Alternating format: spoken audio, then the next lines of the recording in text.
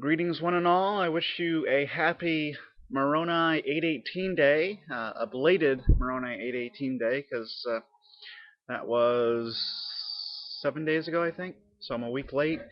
Been really busy lately, and I just tried for the first time Shin Ramyun, and that is similar to ramen noodles, but it's very hot. So my mouth feels like I got doused with Novocaine. All right, so Moroni 8:18. Let's read it. Um, For I know, and this is from the Book of Mormon, Moroni chapter 8 verse 18 in the Book of Mormon. For I know that God is not a partial God, neither a changeable being, but He is unchangeable from all eternity to all eternity. Now, the uh, Mormon view of God seems to be uh, different from this verse. Now, first of all, it says God is a partial, or I know that God is not a partial God. Um, Now, in Mormon theology, and I'm not uh, sure exactly what's meant by God is not a partial God. Um, but it seems that it would mean something like God is fully God. God is not. He is the Most High, the Supreme Being. Um, he's not half of a deity. He's fully divine. He's fully God. Well, on the Mormon view, as I understand it, and if there's any Mormons out there, please correct me. Um, on the Mormon view, God is a partial God in the sense that He is not fully omniscient. He's not omnipotent. Um, he is not the supreme being. He has evolved to godhood and is continuing to evolve. So he's getting more and more complete, uh, and he derives his being, at least as a divine entity, from a more supreme deity. And this is where the Council of the Gods comes in. The Mormons believe in a chain of divine beings going back perhaps indefinitely, um, but that's not possible um, to have an infinite regress of divinities. At any rate, so the first part of that, uh, if I were to speak of God as not being partial, that would mean that He is the supreme being. He exists necessarily in every logically possible world. He has all power. He can do all logically possible things. He knows the truth value of all propositions, uh, etc. Now, the next part, it says, neither is God a changeable being, but He is unchangeable from all eternity to all eternity. Now, here again, we see something that, if taken at face value, would contradict Mormon theology. Because, as I've already said, on the Mormon view, God has not been God from all eternity. In the King Follett Discourse, Joseph Smith said, "We have believed and supposed God has been God from all eternity.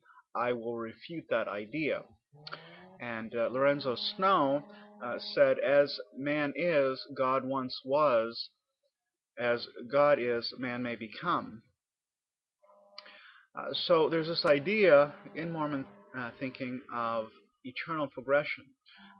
Some people, when they die, um, will eternally progress. They become more and more spiritual, I suppose you would say, and eventually they will attain a godhood, and the men, there's men and women.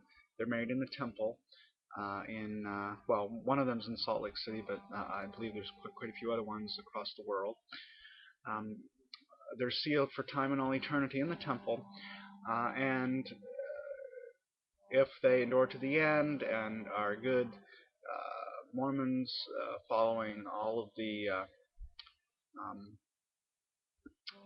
oh, I forget, it starts with a P. The laws and ordinances of the gospel. If they follow the laws and ordinances of the gospel, and if they do enough good works, eventually they will attain godhood. The man will be a divine being ruling over a planet similar to the earth, and the woman will be giving birth through sexual relations to spirit children, um, who will then be infused, if you will, into the bodies of people that are born on that planet.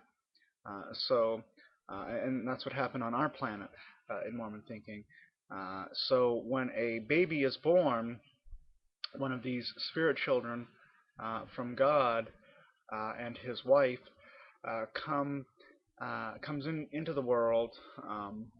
The spirit child already existed, but comes into the world, and then if they accept the restored gospel, the gospel restored by Joseph Smith, they can ideally eventually become a god like our God over another planet, and through relations with his wife or wives, uh, give birth to more spirit children who will then be have the opportunity themselves to become deities. So the essence of deity, uh, God qua God, uh, that is something that does change in Mormon thinking. The people will, um, excuse me, oh, excuse me, if they are good Mormons, etc., etc., they will eventually become divine, and as time goes on, they will become more and more divine. So, um, our own, the God of our planet, has uh, done that as well. So he started off as a man on another planet, then he became God. So he's not God from all eternity, as Smith said. Um, Therefore, he has changed. Um, he has become God, and he has become more and more exalted as time goes on. Um, so all sorts of change there. Now, on the biblical view, in contrast, God is changeless. He has been God. He's the high and lofty one that inhabits eternity. Uh, so, uh, from all eternity past to all eternity future, he is God. His essence is uh, a divine. Our essence is human. Uh, our essence as human beings is human being. God's essence is divine being. Now, an entity cannot change its essence and be the same entity. Uh, an entity can change its accidents. Um, it's an accident that I have teeth. I could lose my teeth if they rot and are pulled out by the dentist. Uh, that would be a change, but it wouldn't be a change in my essence, because my essence is not a tooth possessing being. That's not my essence. My essence is humanity. So I can be a human with or without my teeth. Uh, but God cannot lose his divine essence and remain God. He's not the same being. Um, but in Moroni chapter 8 verse 18 it says that God has not changed from all eternity past to all eternity future. So at face value, that would include the idea that God is not, his essence did not change throughout all of eternity. But that's in conflict with Mormon teaching. So we see in this verse, and there's other verses I could point to as well, but the focus of Moroni 8:18 day is this verse. There are verses in the Book of Mormon which do seem to conflict with current Mormon doctrines. Um, and what are we to make of that? Well, um, uh, that's something you can think about on your own. But the fact remains that Moroni 8:18, the Mormon religion is supposed to be based on the Book of Mormon, but the Book of Mormon is in fact teaching things. Apparently, it seems that it's teaching things contrary to the religion built upon it. Um, the um, uh, as I said, there's other places I could go to as well, but that will be for another time, I guess. But yes, God has not changed. He has always been God. He's omniscient, omnipotent. He is omnipresent. The Mormon uh,